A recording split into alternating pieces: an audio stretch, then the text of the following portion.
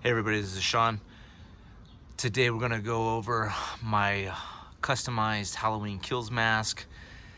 Decided to make a video on this because this was in the background of my autograph collection video and some people had written me some questions about it.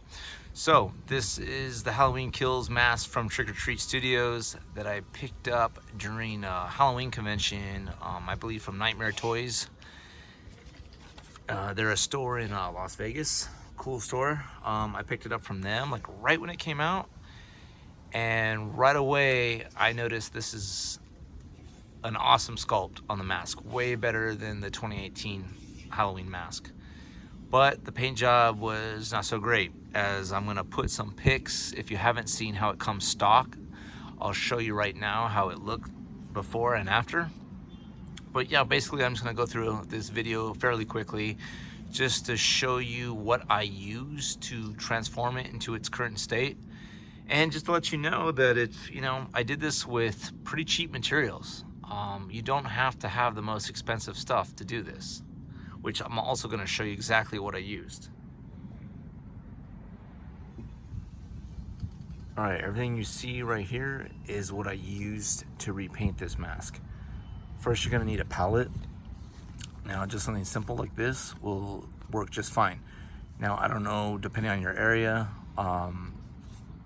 you can actually find this at, well, where I'm at, it's just called Dollar Tree, at your dollar store place. So this is like $1.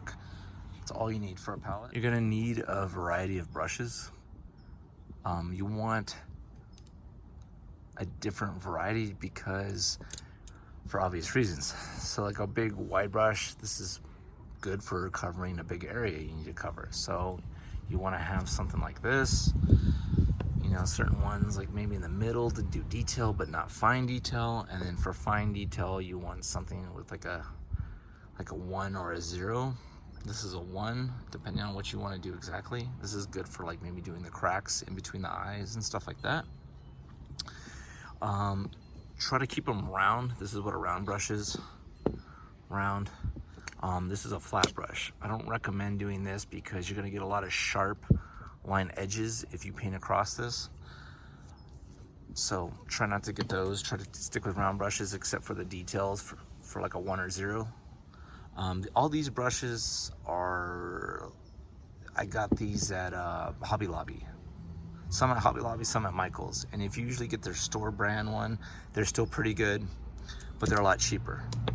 So, and also just, look for sales and stuff. It's not. So let me take you through the steps.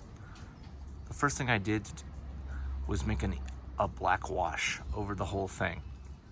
Now I took this black paint right here, which is the Master Touch. This is like the store brand for Hobby Lobby. Now when you get the store brand, it's always going to be thinner than something like this. This is heavy body, so it's thicker paint, it's more expensive.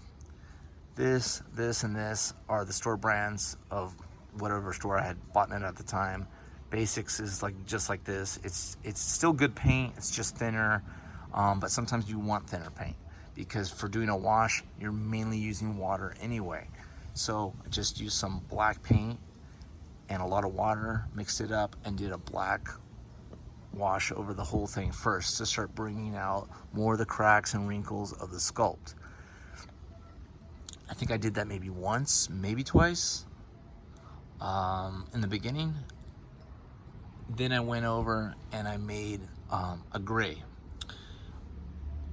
with this and this one.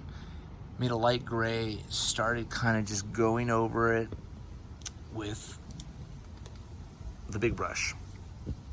Now I was covering up a lot of the major areas where you were going to see the major burns. As I progressed, I made it a little bit darker, and in between the cracks, you want to go even darker, and then I even put some just solid black in between the cracks to make them really pop. Now this takes multiple times. You have to go through this a few times, and some of it is dry brushing techniques, some of it is washing techniques. Whenever you paint something, it's about putting some on, taking some off. You want to find that happy balance, like right in the middle where it works. Now to match the color, it's almost like a yellowish green. I matched this basically just making the simple gray. I might have done it with some heavy black once in a while. I don't think I did. I think I mainly used that for the burns. But for the, just to match this color, I made a gray and I mixed in a little bit of yellow.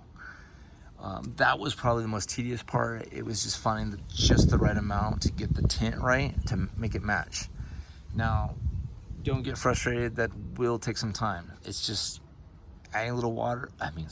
Sorry, not water. Adding a little white, and then maybe taking it out. Maybe you want to make it a little bit darker. It's just, you got to see. You got to go back and forth and see if it's matching to the original color.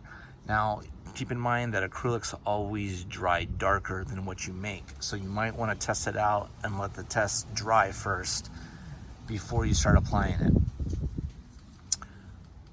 Once I went over a few times, I went over another time after some better photos came out online, and did another ink wash, and then actually toned it down somewhat. I came back with this kind of yellowish gray color, and I toned down some of the areas right here. Now, also want to mention that I'm not saying this is 100% accurate. I think it's close enough where I'm happy with it, but it's not 100% accurate. Now, if that's what you want, there's definitely more yellowish, almost greenish tones in some of the burnt areas on the recent photos that have been released. I just didn't want that. I didn't want the yellow tones.